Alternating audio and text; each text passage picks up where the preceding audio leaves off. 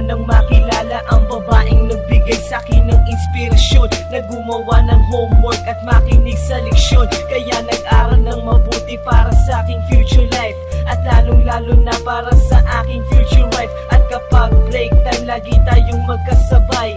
Kinikilig ako pag hawak ko ang iyong kamay, habang tayo ay naglalakad pag tayo'y pauwi. Lalo kong tinatamaan pag ika'y ngumingiti. Ang lahat ng bighati, ikaw ang nagtatanggal. Dahil sa iyo kaya pasado sa periodical. Buhay ko ay nag-iba, binigyan mo ng sigla. Tumaas na din ang grades ko sa matematika.